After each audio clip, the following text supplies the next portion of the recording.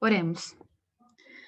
Senhor nosso Deus, muito obrigada pelo sábado, obrigada pela chance que o Senhor nos dá de estarmos aqui, e pela chance também que o Senhor nos dá de podermos meditar um pouco mais sobre a Tua Palavra, sobre aquilo que o Senhor também espera de nós. Tomando-nos em Tuas mãos no dia de hoje, envia Teu Espírito e que Ele possa guiar a nossa mente, o nosso coração, para o que vamos estudar, e que se alguma coisa estiver de errado, Senhor, por favor, nos corrija e nos ajude a andar em claridade para que não possamos cair deste caminho. Por favor, toma-nos em Tuas mãos neste momento, é o que te pedimos, em nome de Jesus. Amém. Ideologia e humanismo, entendendo o princípio das coisas. Por que eu estou falando sobre isso? Existe uma determinado tipo de resistência em relação a algumas pessoas da mensagem, sobre que nova mensagem é essa que está sendo apresentada, que vai contra tantos princípios de que a gente aprendeu a vida inteira dentro do Adventismo. E eu vi a necessidade de falar sobre isso porque a gente acaba não percebendo que quando a gente não questiona as nossas próprias crenças, a gente cai num caminho muito perigoso de pensar que a gente tem todo o fundamento da nossa crença, sendo que isso não é verdade. E se a gente não tem o fundamento da nossa crença, a gente acabou construindo a nossa casa na areia e não na rocha. Então, tá bom. Identificando o princípio. Ah, tá. E por que eu estou falando sobre isso aqui também? Isso aqui, na verdade, é uma continuação de um sermão que vocês não viram, que não tem noção de que tenha acontecido, que foi feito para o Ministério El Librito. Mas eu vou primeiro fazer um resumo rápido do que foi, entende? Para que vocês entendam por que eu vou falar isso, começar por esse daqui e não vou fazer a apresentação inicial primeiramente. Mas antes eu gostaria de ler com vocês Romanos 12, verso 1 e 2, e depois 1 Coríntios 13, os primeiros 8 versos. Eu gostaria que alguém lesse Romanos 12, verso 1 e 2. Pode ser? Alguém poderia ler? Rogo-vos, pois, irmãos, pela compaixão de Deus, que apresenteis os vossos corpos em sacrifício vivo, santo e agradável a Deus, que é vosso culto racional. E não sede conformados com este mundo, mas sede transformados pela renovação do vosso entendimento, para que experimenteis qual seja a boa, agradável e perfeita vontade de Deus. Amém. Muito obrigada. Pode ler agora, Arthur, por favor? Ainda que eu falasse a língua dos homens e dos anjos, e não tivesse amor, seria como o metal que soa ou como o sino que tine. E ainda que tivesse o dom de profecia e conhecesse todos os mistérios e todo o conhecimento, e ainda que tivesse toda a fé de maneira tal que transportasse aos montes e não tivesse amor, nada seria. E ainda que distribuísse toda a minha fortuna para o sustento dos pobres, e ainda que entregasse o meu corpo para ser queimado e não tivesse amor, nada disso me aproveitaria. O amor é sofredor, é benigno, o amor não é invejoso, o amor não trata de levianidade, não se ensoberbe-se. Obrigada. Então, olha só. Duas coisas que a gente viu em Romanos 12, 1 e 2 e 1 Coríntios 13, nesses 4 primeiros versos. Que é a seguinte, existe tudo que você for fazer tem que haver uma motivação por detrás e ela precisa ser lógica. E com que não lógica, na verdade estou dizendo mais em relação a Romanos 12, versos 1 e 2. Por exemplo, se você está arrumando sua casa todo dia, no dia de preparação, na sexta-feira, mas você não sabe do porquê você está se preparando na sexta-feira, o que você faz na sexta-feira, o sacrifício que você faz não vale de nada. Vai ser realmente algo que você está fazendo à toa e que não é nem aceitável a Deus, porque um sacrifício aceitável a Deus é o culto racional. Você sabe por que você está fazendo alguma coisa, ok? Em 1 Coríntios 13, segue o mesmo princípio. Não adianta você fazer nenhum ato de amor, nenhum ato de bondade, se você não tem como mola das suas ações o princípio do amor. Isso está claro? Eu vou repetir, olha só. Os 12 versos 1 e 2 está falando o seguinte, um culto que é agradável e aceitável a Deus é o nosso culto racional. Deus, ele não está tirando, por exemplo, a sua obrigação de ir lá e devolver, por exemplo, os dízimos e as ofertas, ok? Deus não está achando isso. Mas ele está falando, mas se você não sabe do porquê você está devolvendo seus dízimos e das suas ofertas, seu sacrifício não é agradável a mim, entendeu? Porque você está fazendo uma coisa sem saber do porquê, e para mim isso não interessa, entende? É a mesma coisa que você chegar para o seu cônjuge, para o seu namorado ou namorada, e falar o seguinte: eu te amo, mas na verdade eu não sei o que isso na verdade significa, o que essas palavras significam. Na verdade, eu não sei, nem sei se eu sinto isso, mas estou falando isso só por fazer, entende? Deus, quando ele está em um relacionamento de verdade com a gente. Não tem essa coisa de que Deus no céu e nós aqui na terra. As pessoas parecem que gostam dessa distância, mas o que Deus ele espera que a gente faça é de que essa distância entre nós fique cada vez menor, ao ponto da gente ter um relacionamento tipo verdadeiro com ele. Você sabe do porquê você está fazendo alguma coisa para ele e por ele. Em relação a 1 Coríntios 3, é a mesma razão, é o mesmo princípio. Você vai ter o quê? Não adianta você ter nenhum ato de bondade, de misericórdia, se aquilo que você fez, se o princípio da sua ação não foi o amor. Ou seja, o princípio das minhas tradições não são as tradições em si mesmas, ok? A tradição é um exemplo de um princípio. Por mais filosófico que isso pareça, não é. Se a gente parar para meditar no que essa frase significa, a gente vai entender de que nós precisamos repensar as nossas tradições, porque nós estamos fazendo delas princípio, e não o contrário, ok? Então, não adianta eu devolver meus dízimos e minhas ofertas se eu não sei do porquê eu estou fazendo isso. Se eu não sei que é para que a casa de Deus, os tesouros de Deus, eles possam ser aplicados para a proclamação do evangelho, da terceira mensagem angélica, da mensagem do clamor da meia-noite. E não adianta nada eu fazer qualquer coisa que seja boa se o meu princípio não for o amor. Seguindo, então. Os 10 mandamentos, eles são defeituosos. Vamos ler Êxodo 20, versos 8 a 11. Lembra-te do dia do sábado para o santificar. 6 dias trabalharás e farás toda a tua obra. Mas o 7º dia é o sábado do Senhor teu Deus.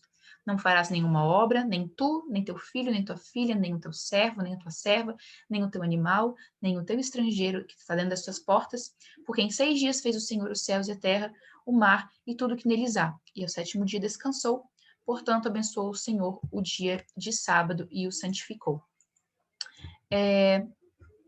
Outro mandamento, o 10º. Eita, gente, eu esqueci de traduzir esse aqui para o português, mas é bem...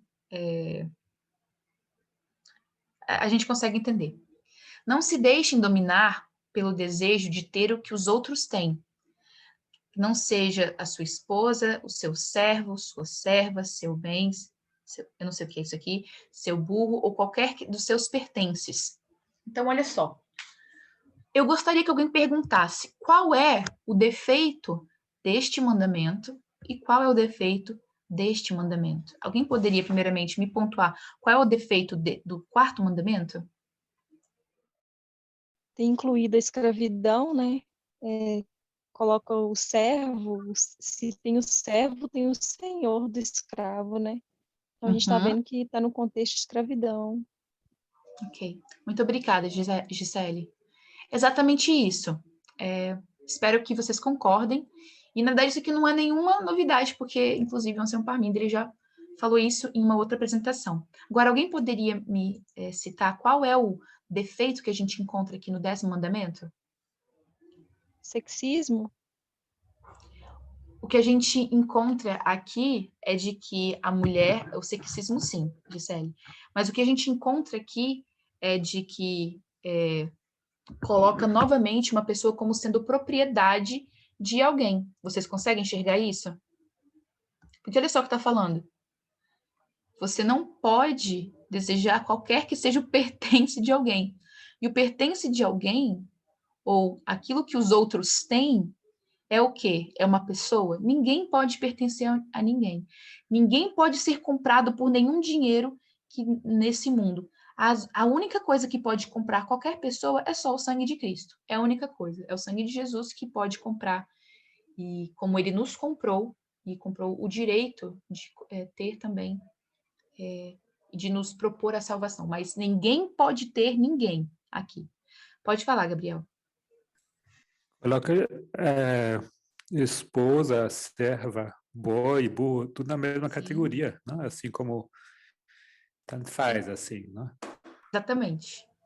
Exatamente isso. Então, assim, a esposa, ela tá ela é uma pessoa, o servente, o servo ou a serva também são pessoas, e eles estão classificados na mesma categoria de posses. E isso é um defeito dos 10 mandamentos. São 2, na verdade.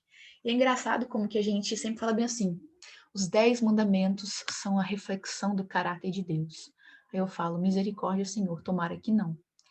Eu não quero que vocês também pensem que eu estou falando aqui uma coisa absurda também, porque se a gente não consegue enxergar, ou se a gente não é honesto de enxergar essas coisas e não enxergar como elas são um problema para o tempo que a gente vive hoje, nós estamos correndo sério perigo de, inclusive, negarmos a mensagem do clamor da meia-noite que tem sido passada para a gente.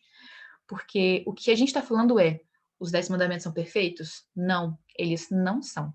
Até porque o próximo texto que a gente vai ler vai falar exatamente sobre isso. Olha só, Tiago 2, Tiago capítulo 2, verso 8 a 11, perdão. Olha só o que está escrito aí. Todavia, se cumprirdes conforme a escritura, a lei real, amarás a teu próximo como a ti mesmo, bem fazeis. Mas, se fazeis acepção de pessoas, cometeis pecado, e sois redarguidos pela lei como transgressores. Porque qualquer que guardar toda a lei e tropeçar em um só ponto, tornou-se culpado de todos. Porque aquele que disse, não cometerás adultério, também disse, não matarás. Se tu, pois, não cometeres adultério, mas matares, estás feito transgressor da lei. Gente, em que lugar dos 10 mandamentos da lei está escrito não fareis acepção de pessoas? Em que lugar da lei dos 10 mandamentos fala isso? Em nenhum lugar está escrito isso.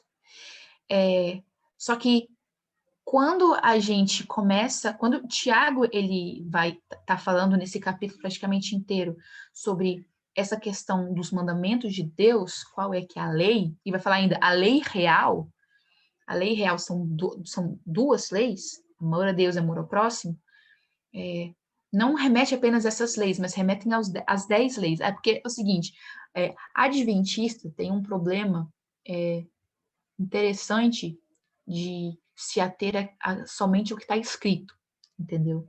E quando ele se atém ao que está escrito, ele se coloca numa posição muito confortável e segura de não quebrar a lei de acordo com aquilo que ele entende que é lei. Só que se a gente coloca os 10 mandamentos e a gente não inclui o que está escrito aqui sobre fazer acepção de pessoas, que é um pecado contra o próximo, a gente acaba se tornando completamente incoerente naquilo que naquilo que realmente a escritura ela está traçando para a gente. Então, a pergunta que eu tenho para fazer para vocês é: se a lei ela é defeituosa, tô falando dos 10 mandamentos, qual que deveria ser o nosso parâmetro? Eu gostaria que alguém falasse sobre isso, ou respondesse de maneira breve. Eu acredito que seja o amor a Deus e o amor ao próximo. Isso, Primeiro, muito o amor bem. ao próximo. Isso. A gente vai ler isso agora em Mateus 22, versos 36 a 40. Olha o que está escrito. Mestre, qual é o grande mandamento na lei? Olha só, qual é o grande mandamento na lei? E Jesus disse-lhe, amarás o Senhor teu Deus de todo o teu coração e de toda a tua alma e de todo o teu pensamento. Este é o primeiro e grande mandamento. E o segundo, semelhante a este é, amarás o teu próximo como a ti mesmo. Agora, olha essa frase. Destes 2 mandamentos dependem toda a lei e os profetas. Ou seja, tudo o que foi escrito na lei, na verdade, em outras passagens, está escrito na escritura. Então, destes 2 mandamentos dependem toda a escritura e os profetas, porque tudo o que está escrito, as pessoas consideram que é lei, e tudo que é lei, eles vão chamar de escritura. Tem as 2 traduções, elas falam isso, lei ou escritura. Ou seja, toda a palavra de Deus, toda a Bíblia, qualquer ato de Deus na Bíblia, qualquer coisa que os profetas tenham falado, só se baseiam em 2 coisas: amor a Deus e amor ao próximo. Então, quando você vê alguém colocando de que Deus é um genocida, ele matou uma nação inteira, aí você vai ter que entender por que ele matou uma geração inteira. Porque nós sabemos que todo o ato de Deus, ele é baseado no amor, ok?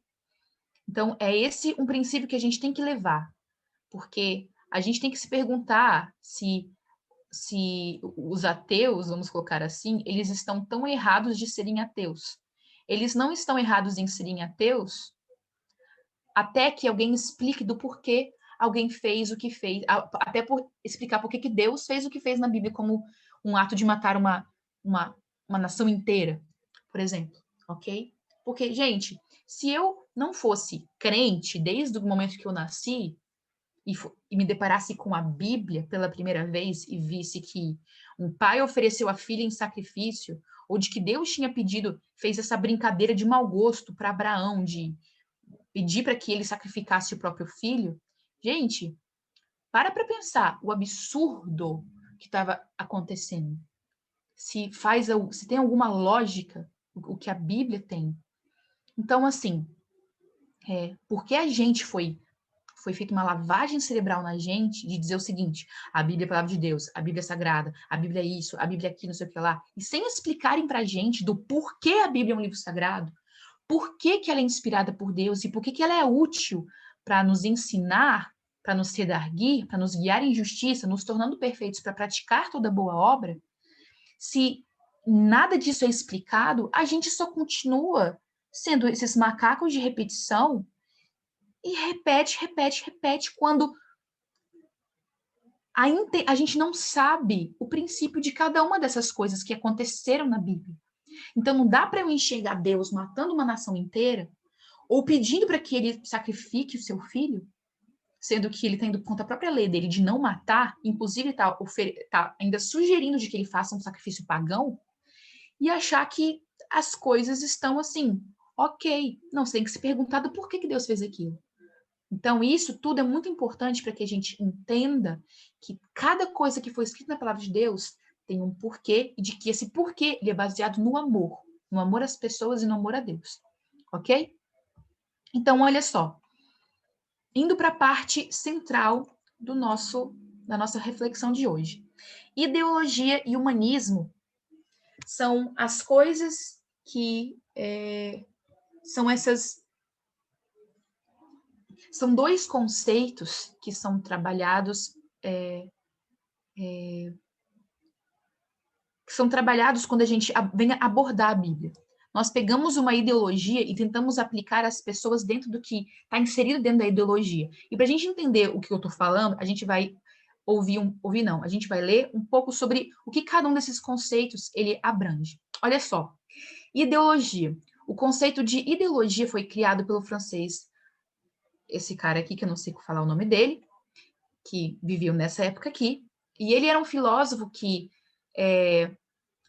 no livro Elementos de Ideologia, que foi um livro escrito por ele, ele designou o que era ideologia. Ideologia é o estudo científico das ideias. E o que é agora o humanismo? O humanismo ele é um movimento intelectual generalizado na Europa durante o Renascimento e inspirado na civilização greco-romana, que valorizava o conhecimento crítico, voltado para um maior conhecimento do homem e uma cultura capaz de desenvolver as potencialidades da condição humana. E esse conjunto de doutrinas baseadas principalmente nos interesses, potencialidades e faculdades do ser humano, destacando sua capacidade de criação e transformação da realidade natural e social e seu livre-arbítrio diante de supostos poderes transcendentes ou condições naturais e históricas. Então, olha só, você tem a ideologia, que vai ser o estudo da ideia, e vai ter o humanismo, que é o estudo dessas potencialidades humanas, da condição humana e das suas potencialidades, ok? E olha só, e como que a gente vê, agora eu gostaria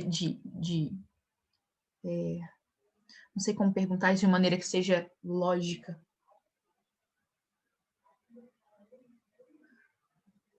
Quando a gente olha para o povo de Israel,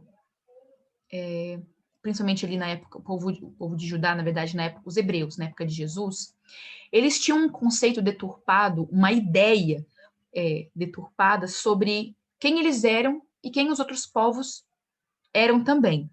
E que ideia era essa? Alguém poderia responder? Eles tinham a ideia de que eles eram superior e melhores do que aquelas outras nações, né? Sim. E quem que passou essa ideia? Nacionalismo. Isso. E quem que passou essa ideia de que o povo de Israel era um povo especial, era um povo separado?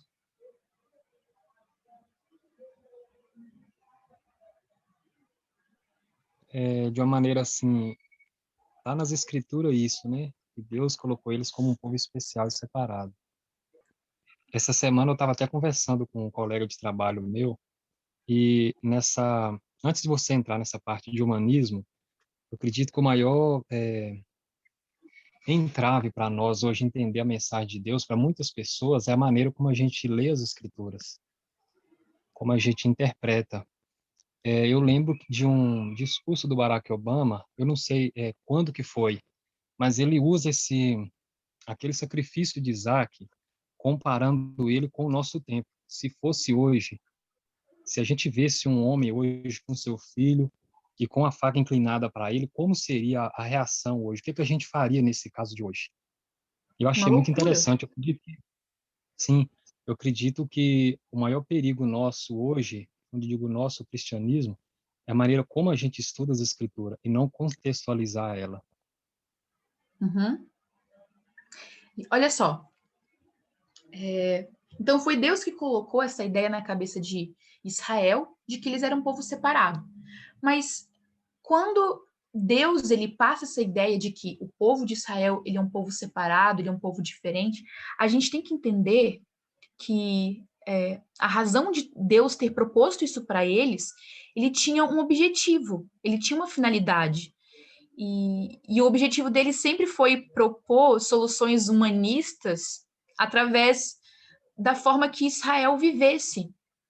As leis que Deus criou, por exemplo, como a lei do divórcio, ou a lei do levirato, por exemplo, eram leis humanistas. E a gente não para pensar em como que isso era benéfico para o povo naquela época. Entende? Qual que era a lei do divórcio? Lá em Deuteronômio 25, verso 1. Quando você vai se divorciar o homem vai se divorciar da sua mulher e vai entregar uma carta de divórcio para ela. Por quê? Naquela época acontecia bastante de que a mulher ela era considerada propriedade e quando o homem se cansava dessa mulher, ela mandava ela embora e ela se casava com uma segunda esposa. Só que se ele se cansasse da segunda esposa e voltasse para a primeira, e a primeira tivesse se casado com uma outra pessoa, o que ele ia fazer? E ele pedisse para voltar e ela não quisesse. Ele ia acusar a mulher de adultério. Só que se ela fosse testemunhar dizendo, não, na verdade, ele me largou e depois eu me casei, a gente tem que lembrar de que o testemunho de uma mulher, lembra daquele texto que a gente sempre usou bastante tempo? Pela boca de 2 ou 3 testemunhas? 2 ou 3 testemunhas tinham que ser homens, não podiam ser mulher. Então a mulher ela não poderia depor a seu favor, nem nada disso. Então, quando ela recebia essa carta de divórcio, lá estava escrito a assinatura do marido, falando que, não, eu dei a carta de divórcio para ela. E se ele tentasse fazer qualquer coisa contra ela, ela tinha a própria palavra do marido assinada contra ele. Ok? Essa era uma proposta de lei que Deus criou naquela época para a proteção da mulher, ok? O que acontecia com os outros povos ao redor era exatamente isso. O homem, ele acusava a mulher, sua primeira mulher, ou a segunda esposa, não importa quem que ele mandou embora, e quando ele quisesse voltar e elas não queriam, porque elas se casaram novamente, acusava de adultério. O que acontece com uma pessoa, uma mulher, quando ela é acusada de adultério? Ela vai ser o quê? Morta. Ela vai ser Apedrejada. morta. Exatamente, ela vai ser apedrejada. Então, olha só, o que a gente vê acontecendo, Deus fazendo com Israel ali através, ele vai ser um povo escolhido, separado para servir de exemplo. Não é que ele vai ser melhor ou superior, ok? A lei do levirato é a mesma coisa. A mulher, quando ela perde o seu primeiro marido, ela se casa com o irmão. Por quê? Se ela não tiver filhos, vai ter que casar com o irmão mais velho do seu marido, para que ela fique grávida, para que tenha filhos, e aí ela tenha a propriedade ali para ela, bens para ela, porque mulheres não têm direito a ter posses se ela não tem herdeiros, e tem que ter herdeiros homens. Então, a lei do levirato era apenas para proteção também das pessoas mais fracas, das mulheres nesse contexto. Então, olha só, a gente já leu tanto na Bíblia quanto no Espírito de Profecia, esses foram 2 exemplos que eu acabei de dar. A gente já viu, tanto na Bíblia e no Espírito de Profecia, que o objetivo de Israel de ser diferente dos outros povos era para que ele fosse luz para as outras nações. Ou a gente pode usar um outro termo também que a gente encontra. Ele tinha que ser o sal da terra para essas outras pessoas. E a gente viu isso que acontece, isso através da vida do próprio Salomão. Você vê que a rainha de Sabá vai visitar Salomão para entender, para saber que Deus é esse que faz esse milagre de te dar tanto conhecimento, de ser tão sábio e ter uma nação tão próspera. A mesma coisa acontece com o rei Ezequias, quando ele é curado, e aí o que acontece? Os reis da Babilônia, os reis da Mediterrânea da Babilônia vão conhecer Ezequias, só que aí Ezequias vai fazer o quê? Ele, que é tão ruim quanto nós hoje, a gente às vezes não vai apontar para as bênçãos que Deus nos deu, a gente vai mostrar aquilo que a gente tem. E a gente sabe qual foi o resultado disso, foi a invasão de Babilônia posteriormente. Mas tudo que Deus ele deu para o povo de Israel, o conceito, a ideia de que ele era diferente, separado, não foi para colocá-lo como sendo uma coisa boa, tipo, superior aos outros. Foi para mostrar que através da própria vida do povo de Israel, eles estavam oferecendo ideias e soluções que poderiam resolver os problemas dos outros povos. Só que como que o homem e os hebreus eles deturparam essa ideia? Foi através de as ideias que eles difundiram na época. Não, Deus ele vai acabar aqui com o povo romano, todos se submeterão a nós, e é isso o que vai acontecer. Então, ideologia versus humanismo. Eu gostaria que a gente parasse para a gente entender ou analisar como que o ser humano ele sempre cai na ideia de que quando ele recebe os privilégios, ele se torna superior, e por ser superior, ele deve dominar. E o que acontece, e o que Deus espera da gente é o oposto. Deus nos dá mais para que a gente cuide, não para que a gente domine. É o mesmo trabalho que o irmão mais velho vai fazer com seus irmãos. Ele, por ter o maior conhecimento, por ter maior informação, já ter tido algumas experiências, ele vai acabar direcionando os seus irmãos para que eles caminhem na mesma direção que ele caminhou. E isso, tanto no sucesso pessoal, espiritual, profissional, social.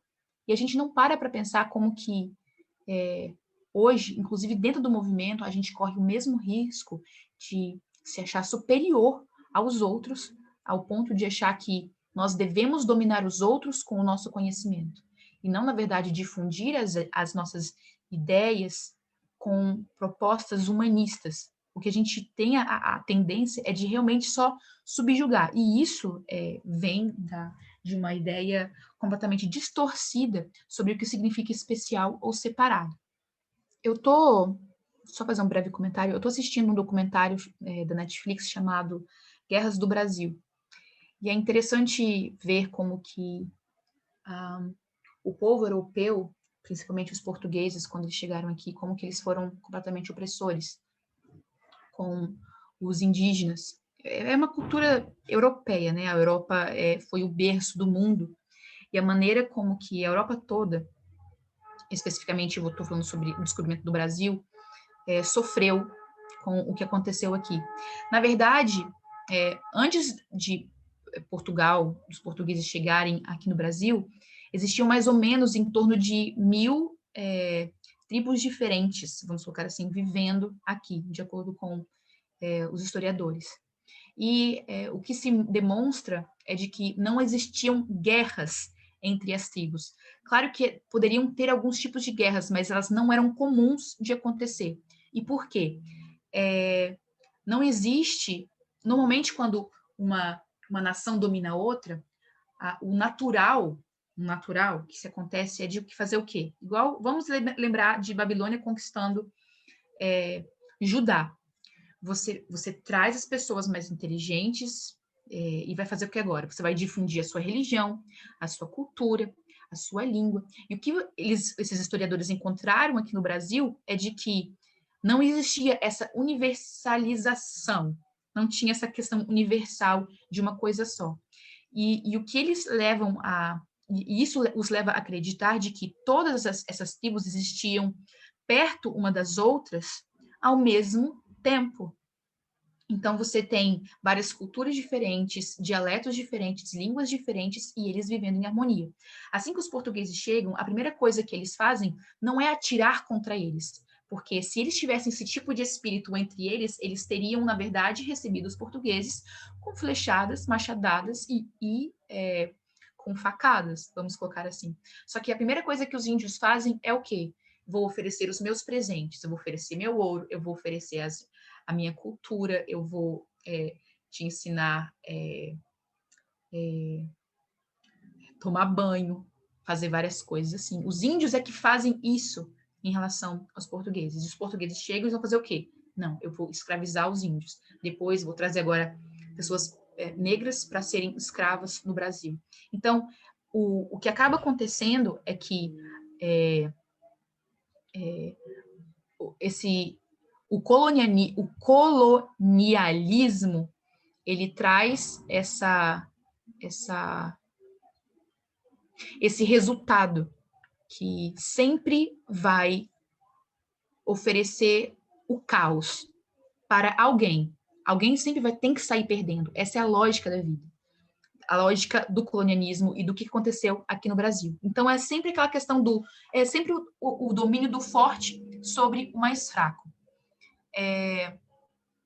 Agora, quando a gente vai pensar no nosso âmbito de religioso, cristão, eu gostaria de chamar a atenção para vocês sobre essas duas questões aqui. Aquilo que a gente considera como moral e imoral. Assim, parece que as coisas estão diferentes do que eu estava propondo inicialmente, mas é a mesma coisa, tá bom, gente? Eu prometo. E vou explicar isso rapidinho. Porque eu só tenho mais 17 minutos, eu tenho que correr contra o tempo para me fazer entender. Tudo que a gente enxerga como moralidade e imoralidade tem a ver com ideologia. E a gente vai ler sobre isso agora. Olha só. A moralidade representa os hábitos e costumes de uma sociedade, enquanto a ética é o comportamento moral individual racionalizado e uma espécie de filosofia da moralidade. É uma variante de ethos, que era da palavra ethos, que significa costume e pode ser aplicada a uma sociedade. Eu gostaria de que vocês se lembrassem da palestra do Anselmo Parminder falando sobre... Existem 3 conceitos que falam sobre a parte de ideologia. E ethos, que está relacionado a ethos, era uma dessas 3 palavras. Está sempre... e está ligada ao que significa o costume. A moralidade, então, está associada com uma ideia a um costume. Essa outra parte aqui. Atributo, particularidade ou característica do que está ou poderia estar relacionado à moralidade. Que os fundamentos ou ensinamentos da moral sejam orientados ou praticados. Cumprimento dos fundamentos morais. Virtude, moralidade, bons modos, honestidade. Modo ou modo de vida que se baseia nesses fundamentos. Momento. Compreendido dentro de uma narrativa ou texto literário que contém uma lição. Por extensão, ideologia, doutrina, ensinamentos ou reflexão moral. Então, gostaria de perguntar para vocês se está claro de que moralidade ela é uma ideia que está ligada realmente a uma doutrina ou algum tipo de ensinamento, mas que está ligada primariamente a uma ideia ou a ideologia. Então, olha só, a moralidade ela é classificada dentro de uma ideia. E só para vocês entenderem, Ellen White, quando ela estava falando sobre modéstia cristã, quando ela estava também apresentando a nova vestimenta que as pessoas deveriam vestir por questões de saúde, o que ela estava propondo era uma roupa mais curta. A gente pensa que Ellen White já estava sendo conservadora na época dela. Na verdade, gente, Ellen White ela estava sendo liberal para a época que ela estava vivendo. As pessoas elas usavam vestidos até o pé. Qualquer tipo de exposição, qualquer coisa nova, era considerada uma coisa sendo imoral. Só que ela apresenta isso como sendo o novo modesto, ou o novo... a nova vestimenta de modéstia que está associada à decência e à moral também. Só que quando a gente olha para o nosso tempo hoje, quando a gente olha para as vestimentas de Ellen White, do que ela está recomendando, é extremamente conservador. Mas as pessoas vivendo na época dela vão olhar para ela e com que olhar? Extremamente liberal.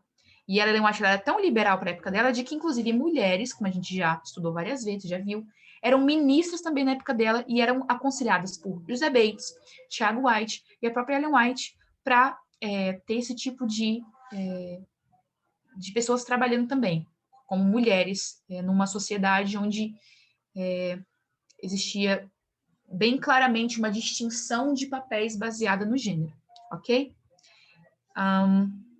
Gostaria de mostrar uma exemplificação disso. Isso daqui são fotos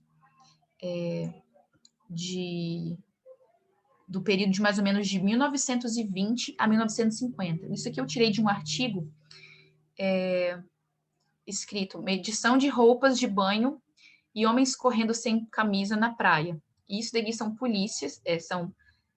policiais fazendo vistoria disso. Na verdade, não, isso aqui, essas figuras aqui, na verdade, não são do artigo, não. Eu peguei da mesma época, baseado na temática do artigo, ok? Só gostaria de mostrar para vocês como que começou. Olha só, as pessoas que iam para a praia, elas tinham vestimentas vindo mais ou menos aqui na altura da coxa, um pouco acima da coxa, depois foi encurtando, mas existia uma certa fiscalização. E por que isso acontecia? Porque eles estavam fazendo o trabalho, fazer o trabalho de fazer com que as pessoas, esses fundamentos de moralidade para a época fossem cumpridas, fossem orientados e praticados pelas pessoas. Então, tinha uma fiscalização para que a moral, os bons costumes, eles fossem praticados, ok? No início do século XVIII, ir à praia era considerado apenas como uma questão de orientação médica, ok? Então, você, vivendo no século XVIII, você não ia encontrar, século XVIII e XIX, início do XIX, você não ia encontrar pessoas se banhando na praia por lazer, ok? Um pouco de tempo depois, algumas décadas mais tarde, o que vai acontecer é que ir à praia se torna um hábito social. E as roupas que eles usavam acabaram se tornando bastante inconvenientes. E por isso você começa a ver um encurtamento, menos camadas de roupas para que as pessoas elas possam se banhar. Só que o que acabou acontecendo é de que a falta dessas roupas acabou ferindo a moralidade. E as classes mais altas, as mais ricas e abastadas, começaram a exigir de que fosse feito um controle para que a moralidade ela fosse estabelecida.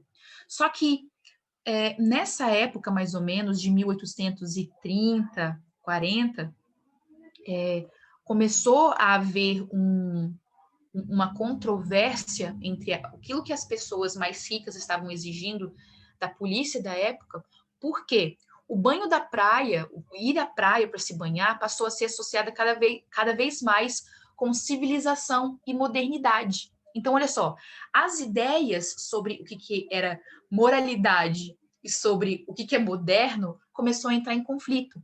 Porque uma coisa que ela está incutida no ser humano, que ela é intrínseca, é o desejo por crescer, pela progressão, pelo avanço, pela modernidade. E quando começou a ter esse choque da ideia sobre o que é moralidade e sobre o que é moderno, o que está relacionado com a civilização moderna, começou a entrar em choque, eles começaram a decidir qual que era menos danoso. E eles optaram por começar inclusive a própria classe rica, a mais abastada, a frequentar a praia. Então, olha só isso aqui agora que eu vou ler com vocês.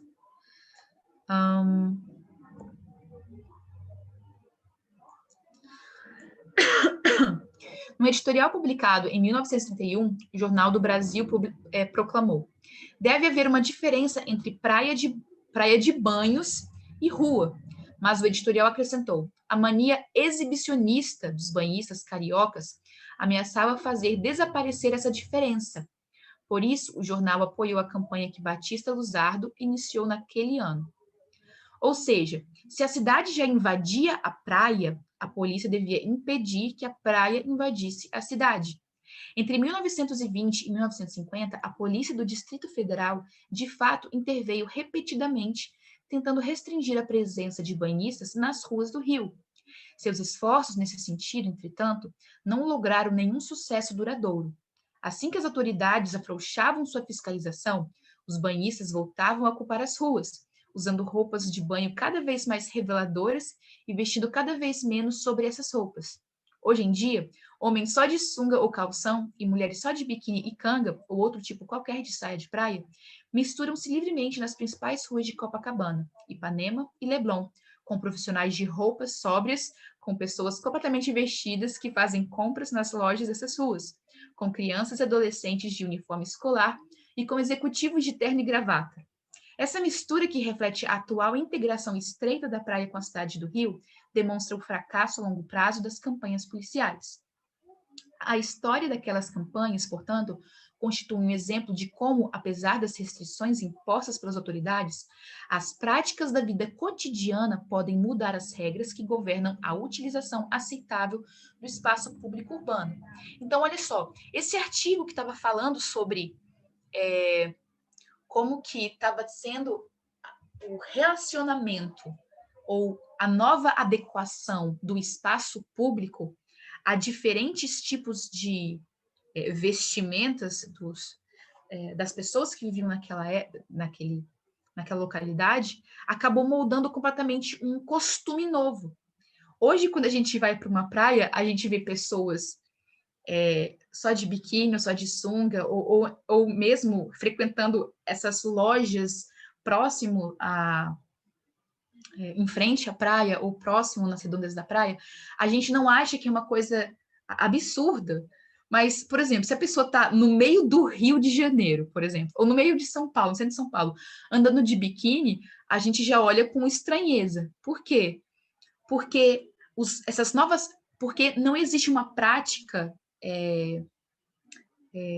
a prática da vida cotidiana no centro funciona diferente da vida cotidiana que funciona na praia, ok? Por exemplo, as pessoas que vêm para visitar... Eu lembro da primeira vez que o seu Jeff veio para o Brasil, e numa conversa que ele teve, não sei se foi ele ou se foi o Ancião Marco, não lembro de qual foi. Eu sei que estava nesse contexto da primeira campal que teve aqui no Brasil em 2014.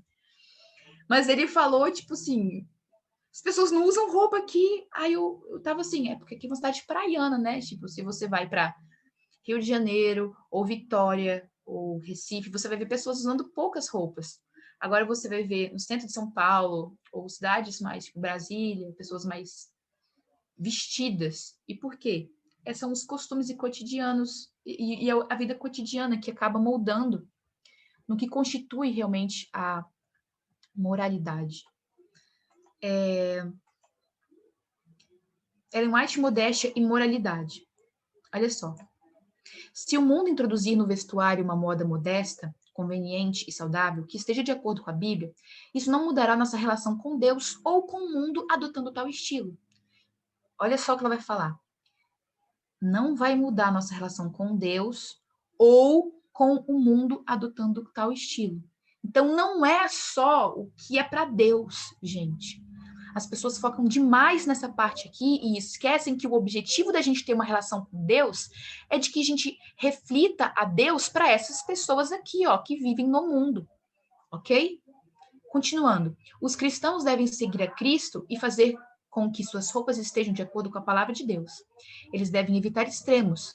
Eles devem humildemente seguir o caminho certo, independentemente de aplausos ou acusações, e devem se ater ao que é certo por seus próprios méritos.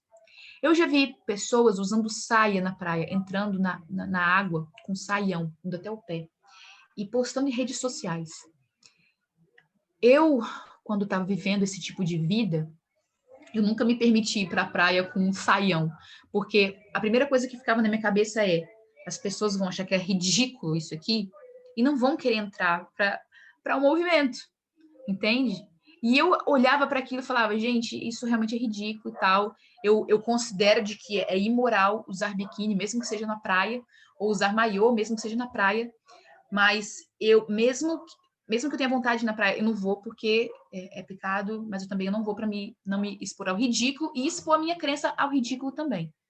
Então, a gente tem que ter em mente de que a gente tem que agradar a Deus e também agradar o ser humano. Não estou falando de apenas agradar, mas, na verdade, é facilitar o acesso das pessoas a Cristo. Ok? Para finalizar, tem mais 2 textos. Vamos ler agora 2 Timóteo 3, versos 14 a 17.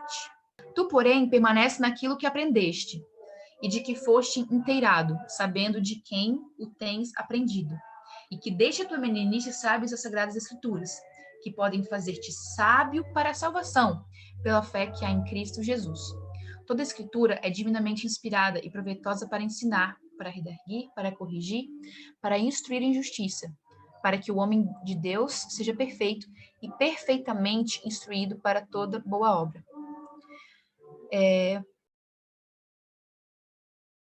Para finalizar, o princípio do humanismo prevalece sobre o que é moral. Todas as coisas me são lícitas, mas nem todas as coisas convêm. Todas as coisas me são lícitas, mas nem todas as coisas edificam. Ninguém busque o proveito próprio, antes cada um o que é de outrem. Gente, se eu acabar me perdendo aqui em bolar, é porque eu não consigo pensar quando tem barulho e eles estão cantando muito alto aqui do lado, tá bom?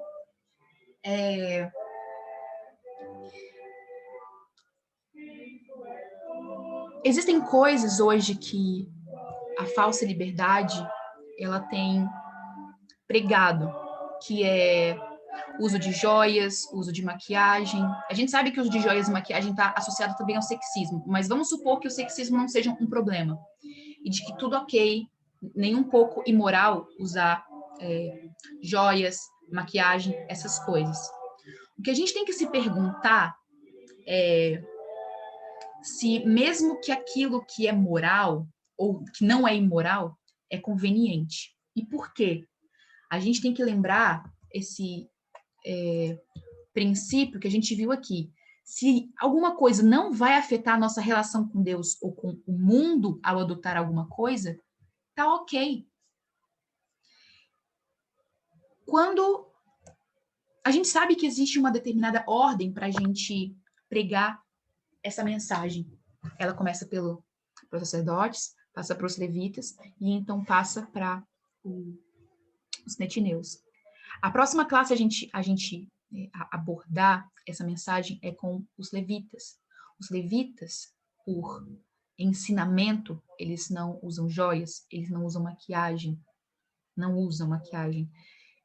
fazem uso de tatuagem. E quando a gente acaba se colocando, a gente se submete a joias, a maquiagem, a tatuagem, essas coisas, por mais que possa não atrapalhe em nada sua relação com Deus ou com o mundo, vai atrapalhar a nossa relação com quem? Com quem vai ser o nosso próximo foco de pregar a mensagem. E isso vai se tornar completamente inconveniente se a gente fizer uma coisa desse tipo. E eu realmente espero que a gente entenda que quando a gente for fazer qualquer coisa, a gente não pode pensar somente na minha relação com Deus. Se uma coisa for servir de pedra de tropeço para que outra pessoa se chegue até Deus, se eu me coloco como um obstáculo para que essa pessoa ela alcance a salvação, eu não devo tomar a decisão de fazer tal prática. Eu gostaria muito de ter pelo menos 1h30 para falar aqui para vocês sobre as coisas que eu gostaria de falar, mas realmente não tem como.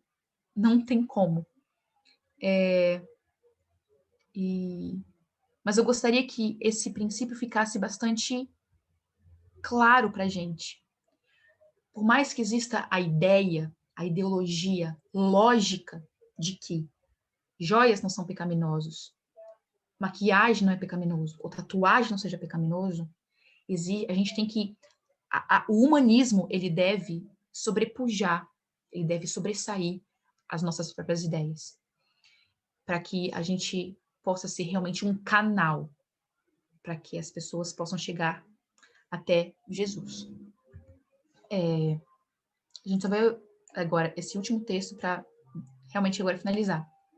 Temos muitas lições a aprender e muitas a desaprender. Só Deus é infalível. Aqueles que pensam que nunca terão que abandonar uma posição favorita ou ter a chance de mudar de opinião ficarão decepcionados. Enquanto nos apegarmos às nossas próprias ideias, ideologia, isso aqui foi acréscimo meu, e opiniões com persistência determinada, não podemos ter a unidade pela qual Cristo orou.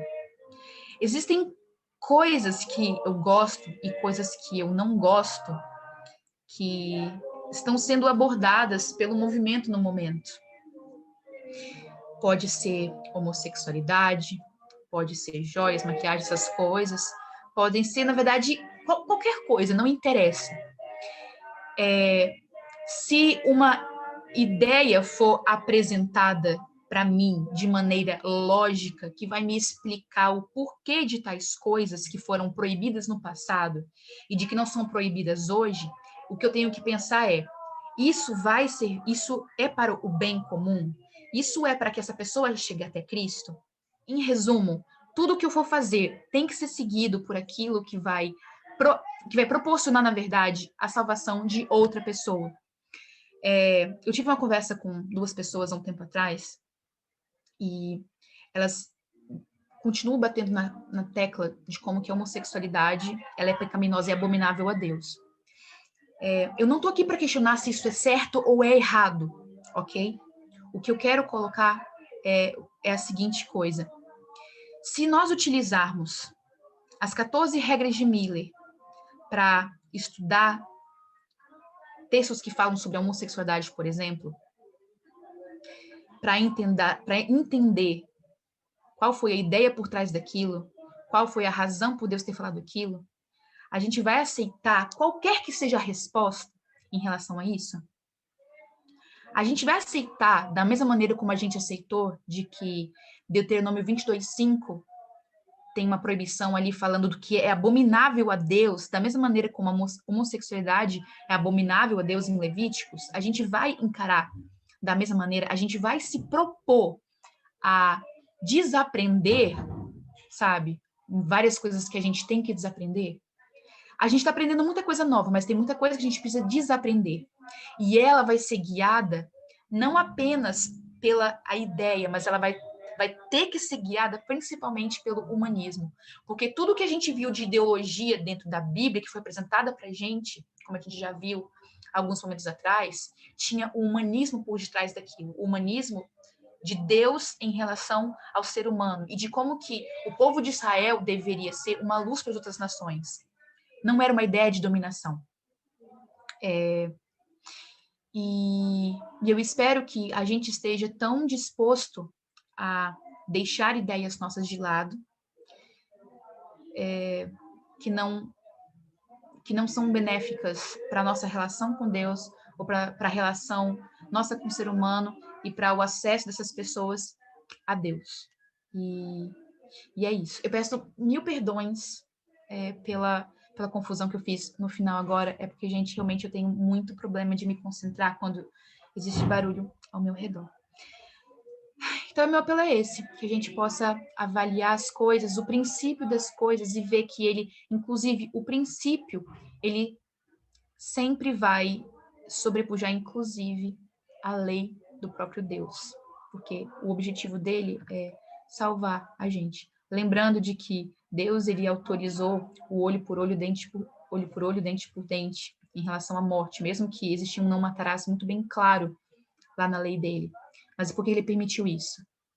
Existe humanismo dentro disso, existe amor, porque ele vai respeitar aquilo que a nossa própria limitação. Lembrando que Jesus falou com os discípulos: eu gostaria ainda muito de revelar para vocês, ensinar ainda muitas coisas, mas vocês não conseguiriam fazer o quê? Suportar. Mas tudo que Deus está dando para a gente hoje, todos os conhecimentos, nós podemos suportar, porque essa é a mensagem teste para nós hoje. E que a gente tenha na consciência de que é isso que deve pautar as nossas decisões, para que as pessoas realmente elas possam se chegar até Deus através de nós, que somos um povo especial, somos um povo seleto, separado, não porque nós somos melhores, mas porque nós temos o trabalho de guiar as outras pessoas para Deus através do humanismo. E é isso, gente. Eu peço que vocês se ajoelhem junto comigo para a gente terminar esse culto. Ok? Vamos ajoelhar e orar.